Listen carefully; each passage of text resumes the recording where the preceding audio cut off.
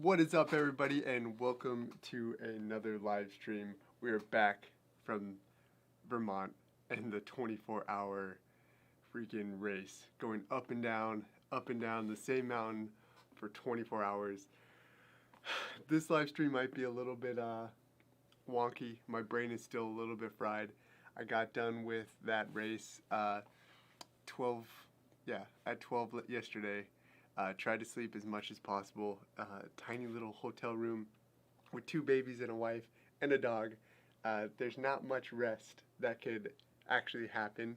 So, got what rest I could, and trying to stay awake to get my system back on schedule so I can, actually work properly and recover properly. So, the brain's a little bit fried, but we're here.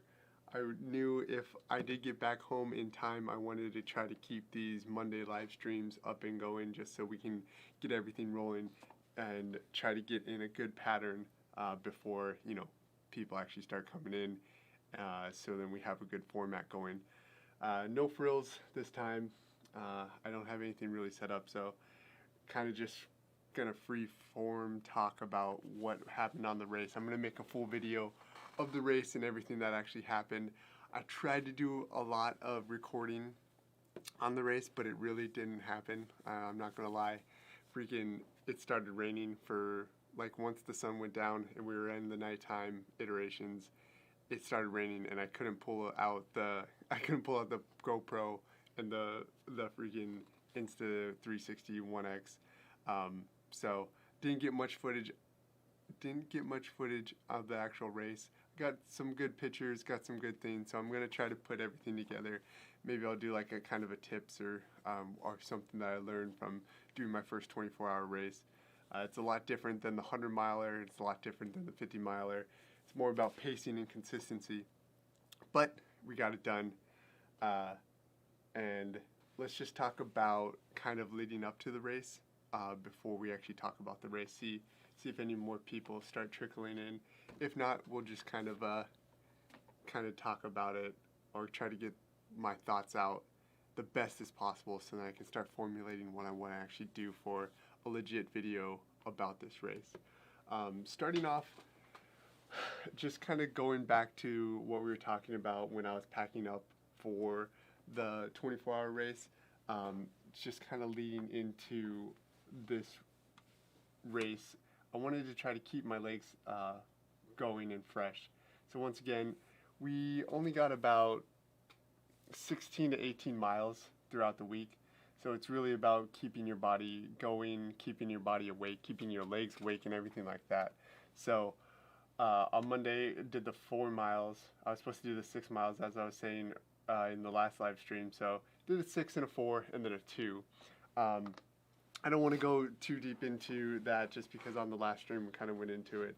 It's kind of just keeping your body awake, keeping your body on that same schedule, but then lowering the actual load and intensity of your workouts for the 2 weeks out of your actual race or my actual race. How I've been responding to my training the best is kind of 2 weeks out, I kind of start tapering and lowering the mileage. So as you can see on 2 weeks out, I dropped to about, this was supposed to be about 40. I missed 1 run, so about 40 to 50, going from 60. And then the week before, or the couple days before, it was only about 20 miles, even if that. So that's just kind of making sure that your body is really recovered. You're able to absorb all the training that you did leading up to the race, and then you show up to the race awake, and your body's on the same cycle that you've been training at the whole time. So just kind of kept it simple. What I really was trying to focus on, especially leading up to this race, and I've had problems with this before, is just kind of spiraling or picking too much. So a lot of times when I'm leading up to a big race, I have everything packed, and then I just want to keep adding stuff and adding stuff and adding stuff, or I got to check this and I got to do that, and I just kind of start swirling, and it's kind of that death by overanalysis.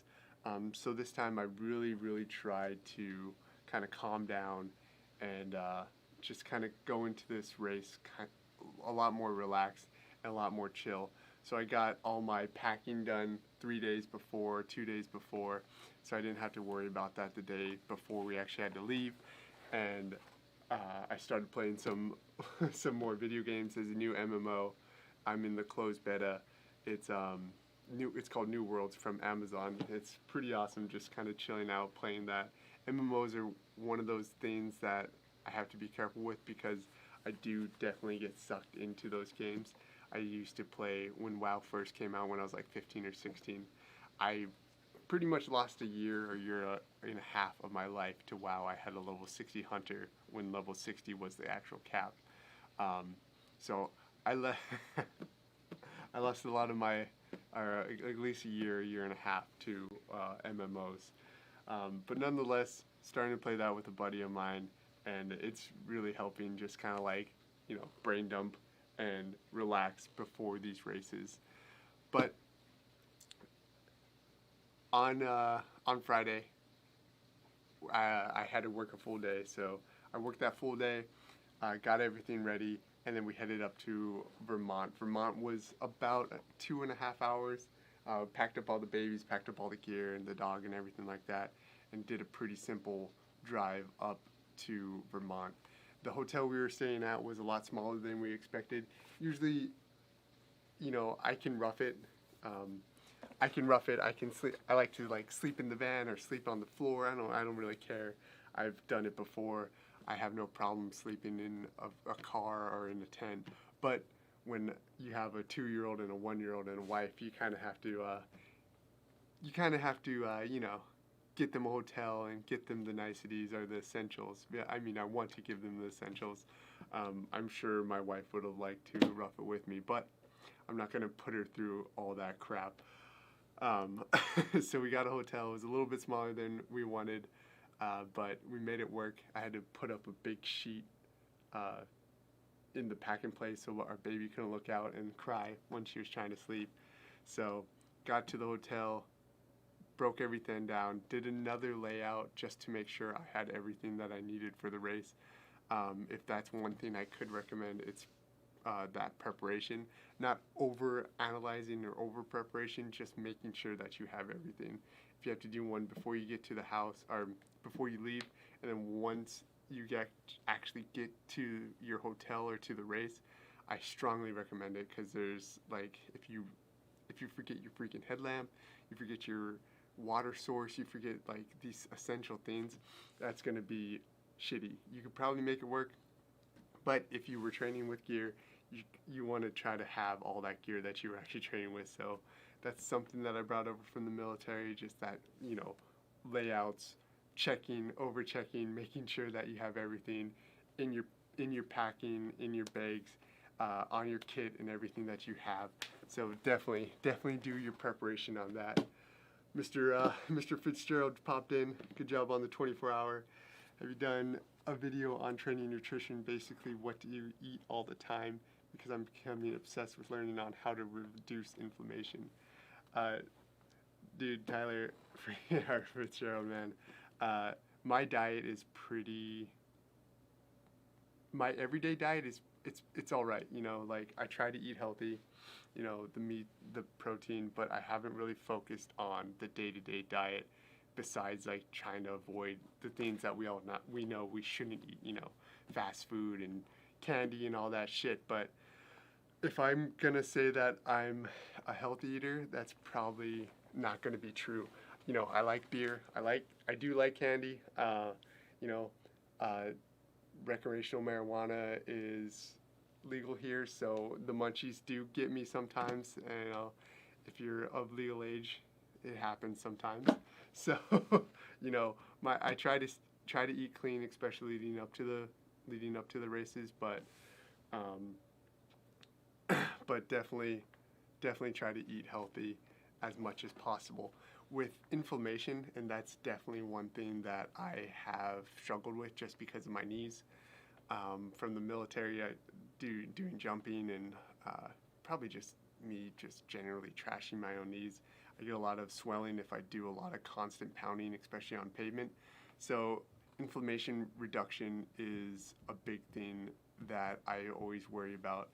One thing that has really helped me is not THC or like recreational marijuana or anything like that, but CBD oil.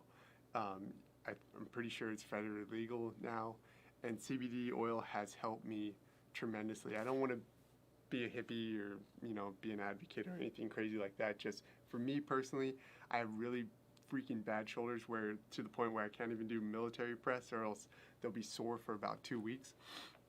But if I take about 50 to 100, probably around 50 milligrams of CBD a day, every night, that inflammation is just like super, super cut down. One thing that has also really helped me when I don't have CBD, or how I wasn't using CBD oil, was just the reduction of refined sugar. So putting sugar in your coffee and milk, just cutting all that sugar, all that refined sugar, whether it's like candy or the sugar that you put in your coffee or milk, like I was just saying, that has really helped the actual inflammation. So just eating generally clean has really helped, you know, avoid that inflammation. Now I've done quite a bit of research on other diets and everything for inflammation, and it's super weird. So that's one of those things that you kind of have to, you know, play with. You have to try different diets and see what works for you. There's certain things that that I can eat that you can't eat, or that my wife can't eat, or even my kids can eat. I mean, my youngest daughter has a nut allergy, and pretty much everybody in our family can eat nuts.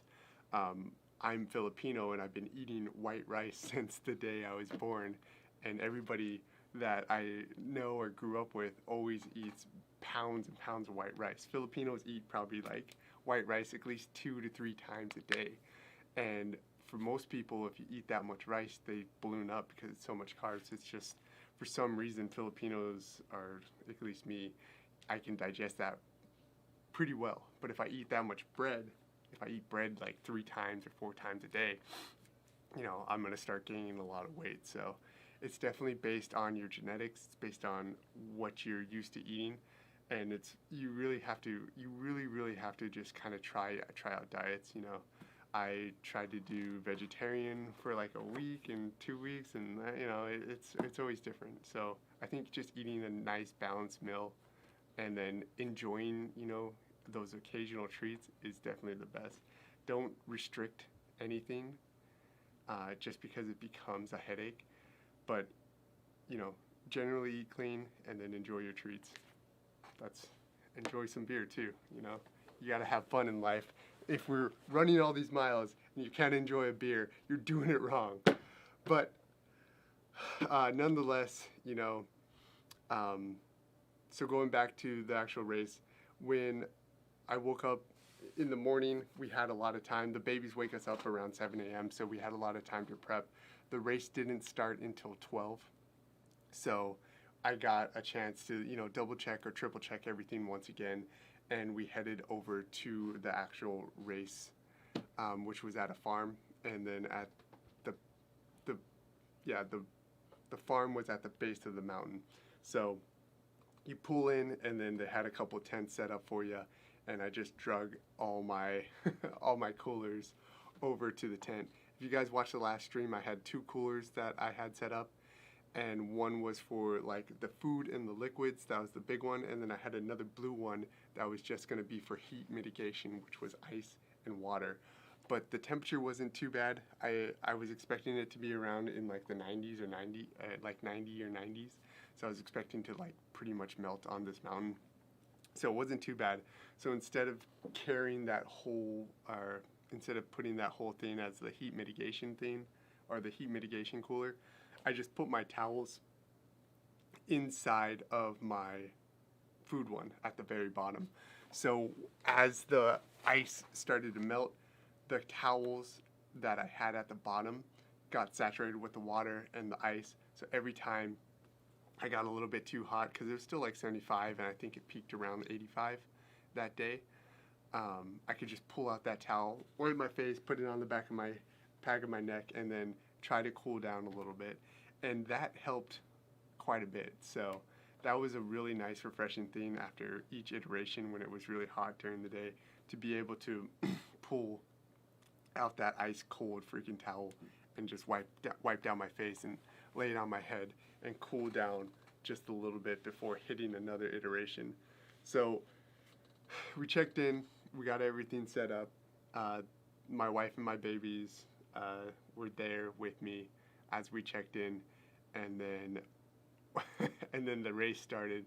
They did something very sneaky where they offered like an award for the male and the female that does the fastest lap, the fastest first lap.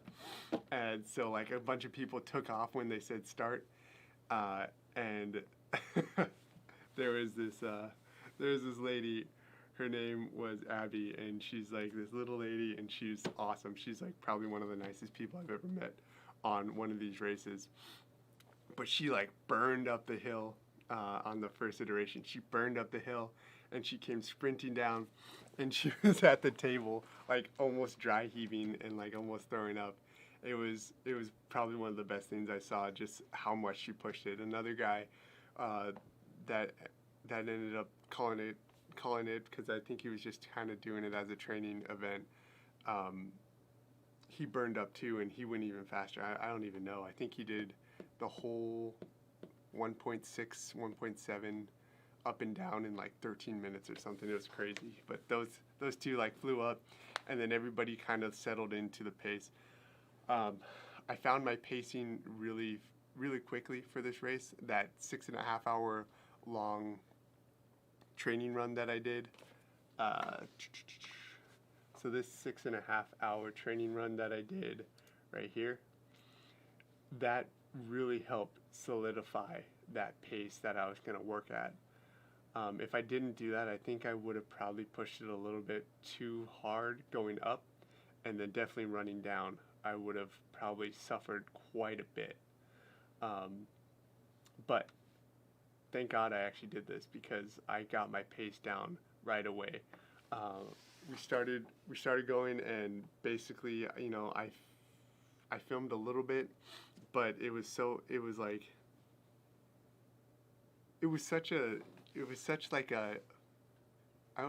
it wasn't hard.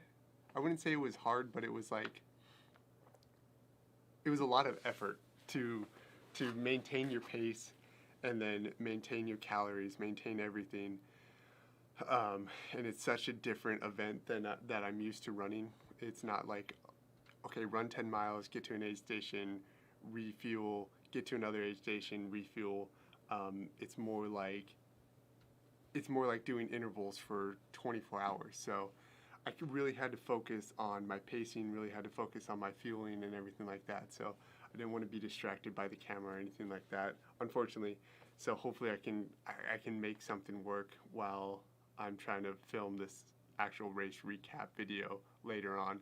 But, you know, the first 4 to 5 hours kind of flew by, just kind of power hiking up and then running down. There's very steep portions of it that are made of rocks, rock stairs. So I just kind of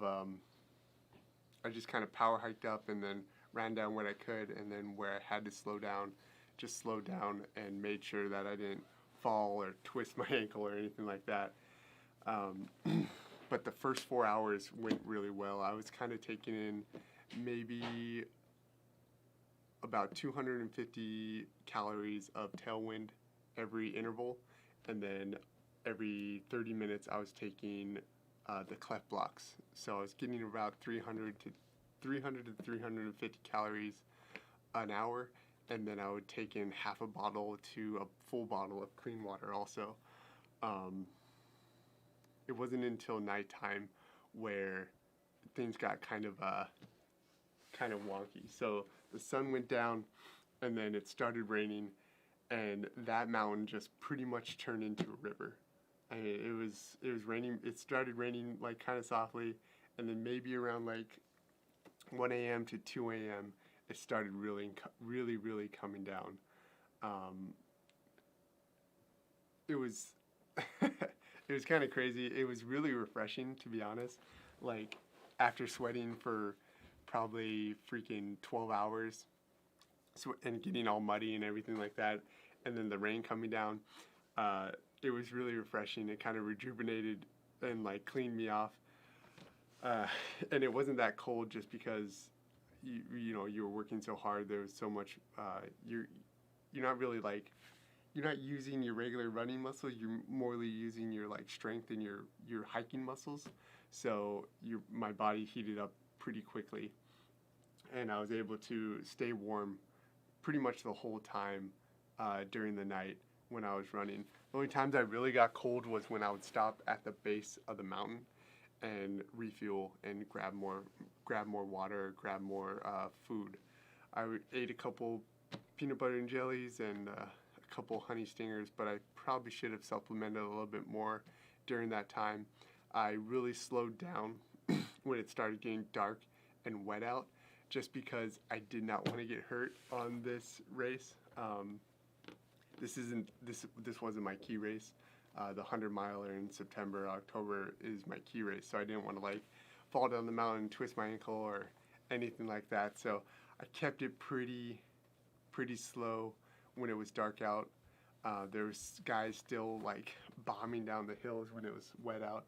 Even when I tried to run down the hills, I don't know if these guys are goats or what the heck they were doing differently, but I was sliding around. I had the Olympus 4s on and the Superior 5s, so I was switching I switched halfway through to the Olympus 4s. But both shoes, I was sliding around, and I looked over, and like the guys that were in the lead were just kind of like floating along the muddy thing that I just slipped on. So I think it's just a little bit more trail experience that I need, a little bit more foot placement experience. So hopefully throughout these next couple years I can get down the technique of really running downhill on slippery terrain and being able to run next to these monsters that were out there. But made it through the night. You know, I didn't really hit a wall. I didn't get crushed by anything. I was just kind of saving up my energy until the sun came out. I think I waited a little bit too long to turn it back on once the sun came out, but probably 5 hours left. Around 5 hours left in the race, around that 19-hour. That's when I picked it back up. And you can see on the Strava data, let's pull this back up. So back on the Strava data, these laps, so these laps right here in like, mile 30 or so, mile 32 to probably around mile 43 is when it was nighttime. And then I started picking it back up around probably like 5 hours left, 19 hours. So yeah, once the sun came out, that's when I started picking it back up. So the average paces were like around that 23 minutes, 26 minutes, 20 minutes. And then when it started getting dark, that's when I started getting into like the 37 minutes, 40 minutes and everything like that, just because we were going a little bit slower. When I picked it back up, when I picked it back up, I kind of felt better. And I think that's kind of what I'm starting to figure out is my working pace. Because for some reason, when I go slow and I think about going slow, I get way more tired than if I'm just at a good working pace. And I really have to figure that out, especially on the trails, what my good working pace is. Just because, like I said, when I go too slow, I get too tired. And when I go too fast, I blow out. So I need to find that good middle ground. And that's what experience in these next couple of years is really gonna highlight, just because, I don't have that experience to know exactly what pace I could be, top performing or efficient at. But picking it back up probably around mile 40, 43 or 44, I started feeling better, started bombing back up. I think I started getting a little, like, quite a few people started DNFing, and then a lot of people started taking naps during, started taking naps at night, and some people just like went to bed and then woke up and finished off their routes. But there's quite a few of us that were just keep on grinding, and we went through all through the night, and I think the madness caught all of us, and throughout the night everybody kind of started getting, or like started motivating each other. I don't know if it was just me, but I felt like the motivation coming, and then once it started getting light, everybody was like, oh, we're on the downward stretch. You know, motivation rose up, the smile started coming back out after the rain stopped, and I started pushing it, and I saw other people starting pushing it again, and there was probably like 4 or 5 of us, or everybody that was on that mountain still was like all motivated. And then the people that were like took a nap, they were rejuvenated too, and they were all motivated too to get their extra miles in because they saw us still out there. So it was a big whirlwind of motivation, which was absolutely awesome to see. These races are really cool, opposed from like the ultra marathons, or the 100 miles, 50 milers, because you see everybody. So you see everybody at the base, and you're doing iterations with everybody. So there's a lot more time to talk with people, get to know people, you know, motivate each other, and race each other, track each other down, and everything like that. So it is really nice to actually be able to do these races, and then or do these style of races, just because the camaraderie of this sucking is awesome. There was also 3 guys there that did the death race. The death race is some ridiculous freaking race where they just torture you for 2.5 days, and then you get a skull at the end. I don't know why anybody would want to do that. I went through selection in Ranger Regiment, and I never want to go back to another selection. So I'm definitely not going to sign up for that. But there was 3 guys that failed that, and they had the chance to get their skulls or complete the death race, their third version of the death race, if they were able to do the 24-hour race while carrying like 90-pound rucksack, and they had to get 20 laps, but they weren't told that. They all failed at the end, but then they ended up getting like another black skull. It was ridiculous. But those guys were just out there grinding with a 90-pound rack, going up and down freaking that hill with us, and they were absolute monsters. I don't know what they do. They might be accountants, they might be, you know, Delta operators or crazy dudes, but those guys were freaking motivating me every single freaking time I saw them. Them and all the other guys I met, Abby, the female finisher, the short little girl, or short woman, I'm not going to say woman, but every time she would pass us with a big smile.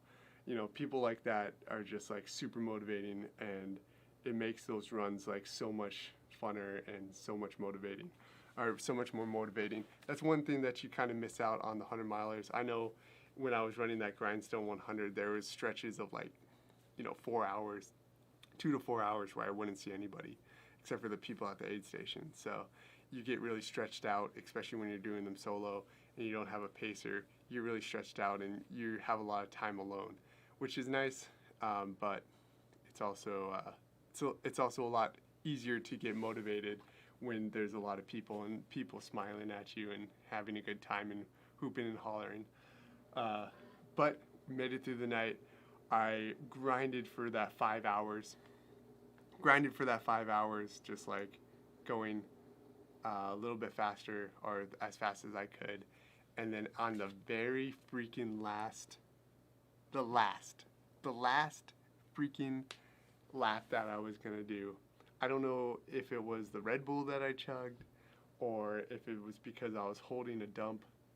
Sorry if I always bring up pooping in these videos, but something hit my system and I started getting clammy, started feeling like shit, and my hands started shaking, and I just felt absolutely terrible. I was going to try to go for one more, but I just felt like straight ass, and I had to like walk in the last iteration. It was kind of demoralizing, it's kind of annoying, but that does go to show you it doesn't matter how close you are to the end, you have to freaking continue your nutrition plan, continue taking in your water.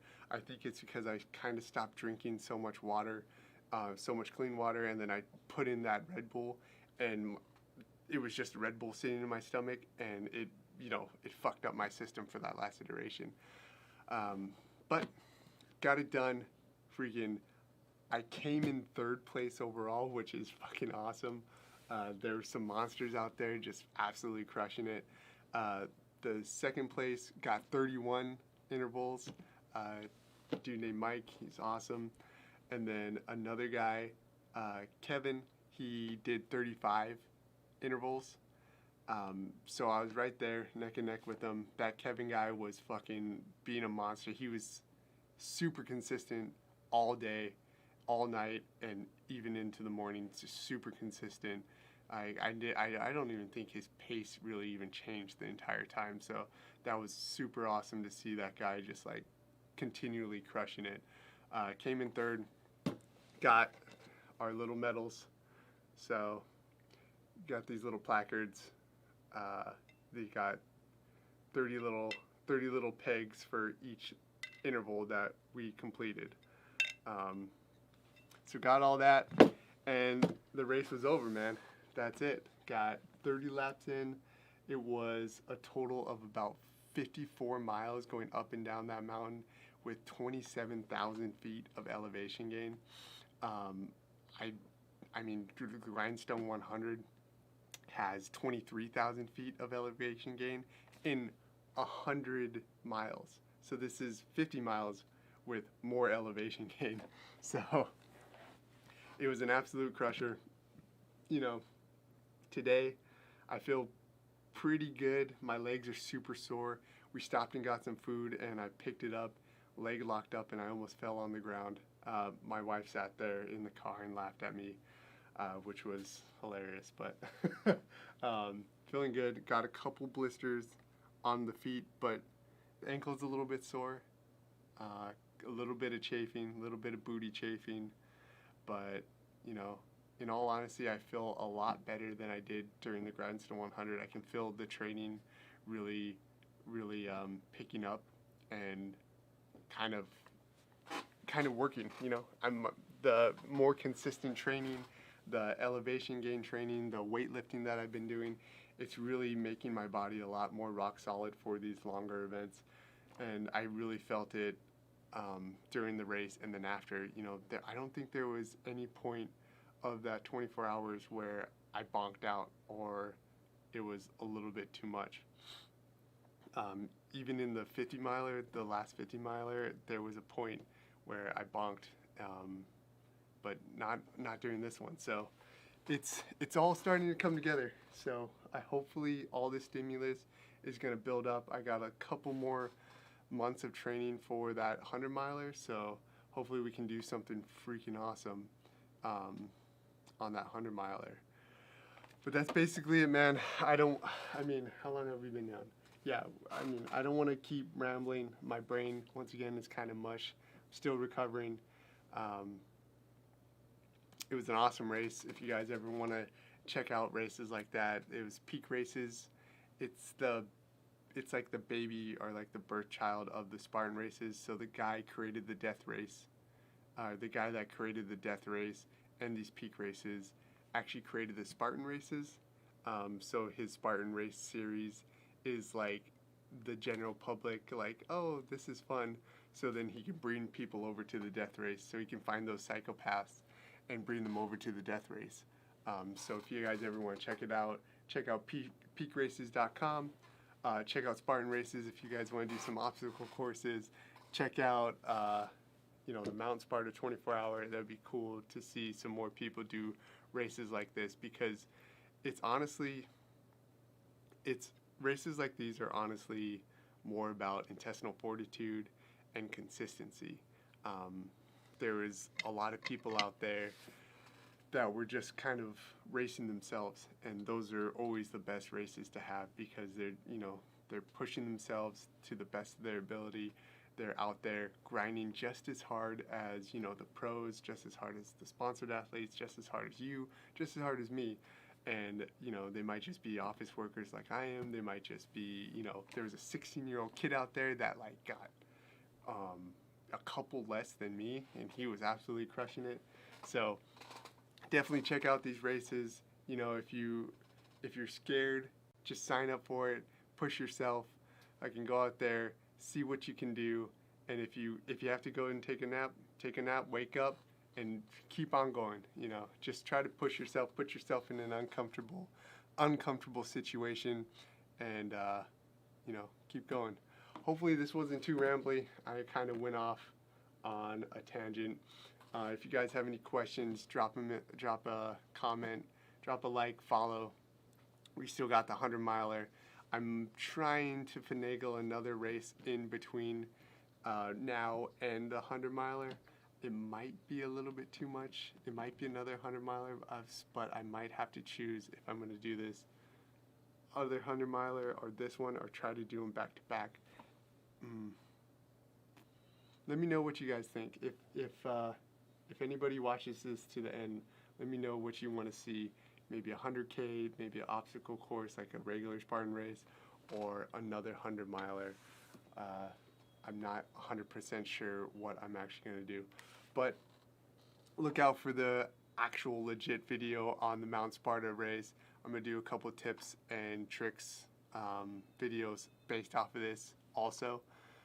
Just like, subscribe, follow, and a lot more to come. Thanks for watching. Sorry for the rambling. Sorry for my mush brain. I don't know what else to say. Ending the stream right now. Alright, have a good day. Thanks, guys.